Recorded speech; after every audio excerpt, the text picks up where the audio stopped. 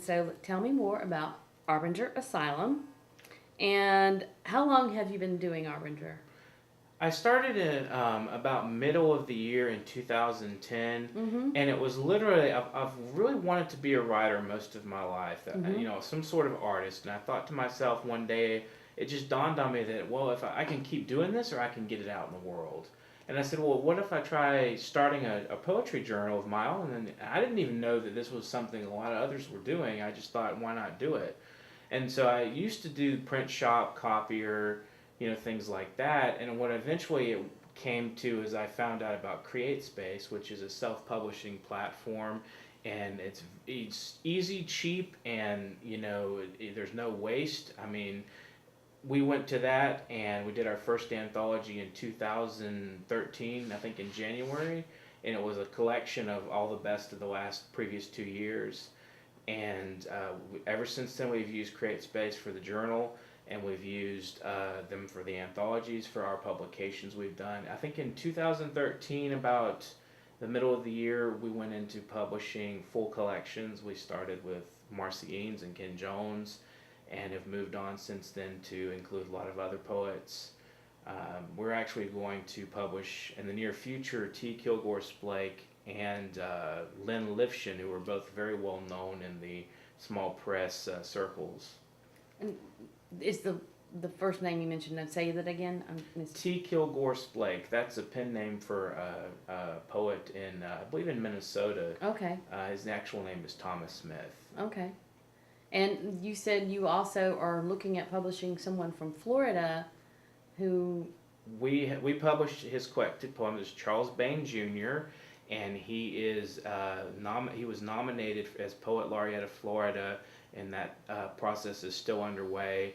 And we did his collected poetry, and now we're going into doing something called the Ascent of Feminist Poetry.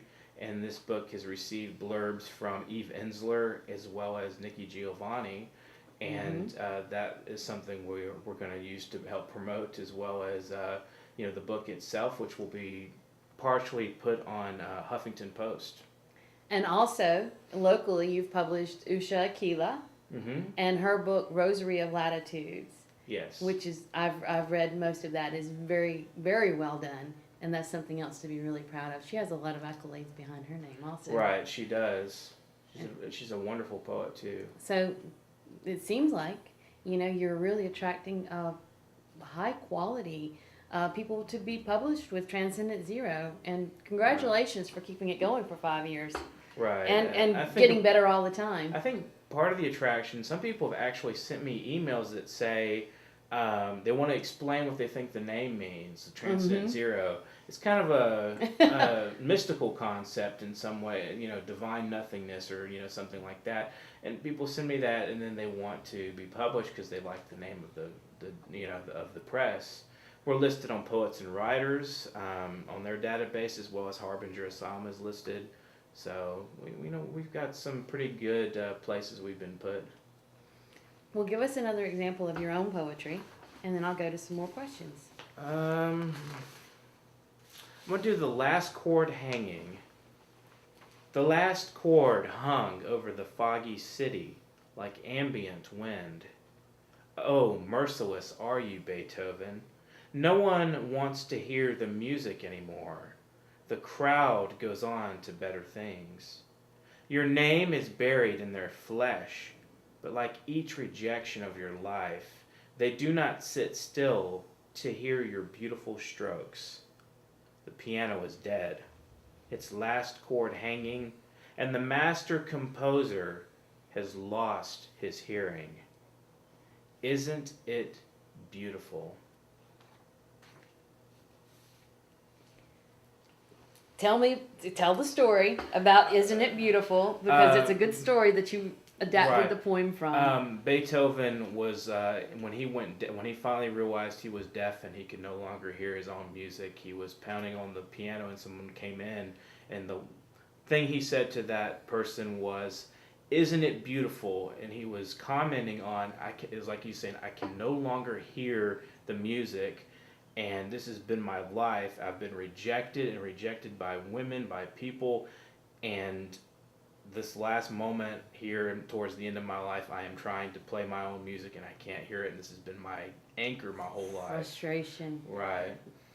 I like that poem a lot, and I love the story that goes with. That's why I had to make you tell that one. I had read it and I went through and it was inspired a lot of emotion in me. I imagine.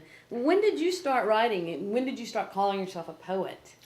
I think I was officially decided this is what my life meant was when I was in sophomore in high school. A teacher of mine directed me to Sylvia Plath's poetry, and as I'm reading it, I'm thinking I can't really understand what she's saying exactly, but there's some power to this. And I started writing, and I decided, I was writing Stephen King short story type stuff, Right. And and I thought I really primarily think of myself as a poet. But I've written things that were song lyrics or just little lyrics that I would write for a young girl that I was infatuated with or something. I did a lot of that, but I was actually not officially decided I was a poet until about 16 years old. And you, I would say, are almost 100% self-taught. Right. And the depth and breadth of the knowledge that you have about poetry is pretty astounding. I've met people with very advanced degrees who do not have as much knowledge as what I've seen you trot out with, because most of the time I'm going, who is that? Where'd you learn that? What does that mean? So, you have a depth and breadth of poetry. So what is your educational background? I graduated from O'Connell High School in Galveston, Texas, and I had some educational experience at College of the Mainland, but that was more politics, history, government stuff. I met a lot of really great professors there that were in key with radicalism and Marxism. But other than that, I've never really formally sat down and tried to do an English or creative writing degree. I learned a lot of this from just reading the poetry I liked, and I would just connect. I'd feel it emotionally. I would feel a sense of beauty reading things like Federico Garcia Lorca or sometimes Allen Ginsberg. Like the poem Whale's Visitation, incredible. Is just beautiful. I wish we had a copy. I would let you read some of that right now. Let's see. Well, you know what? Just read us another poem or two. Okay, I will. A couple of short ones you have for us? I'll read like war or father and son. This complaint must be heard, but it isn't what I see in that unholy light. A dream without dreams. No fight will kill the saint. The truth is a mirror broken across the moon's face. The waters of time are channeled over dirt and rags of space. Like war or father and son, say the beasts in my heart, we are sent to separate. The purity of our lovely empire, that two-headed hydra of the heart sets out to rip asunder. But no beast is worth the worry. Like war, our father and son, and tide is without end, but no one knows the tribal will not last long. Thank you, Dustin. It's been great interviewing you. You've been watching Texas Nafas. I'm Susan Summers here today with Dustin Pickering. And to find out more information about Texas Nafas, go to channelaustin.org and find the program scheduling, and you'll see other programs that we've also presented. This one that will air multiple times and others. channelaustin.org for Texas Nafas. Thank you for watching. This project is funded and supported in part by the City of Austin through the Economic Development Department, Cultural Arts Division, believing an investment in the arts is an investment in Austin's future. Visit Austin at nowplayingaustin.com.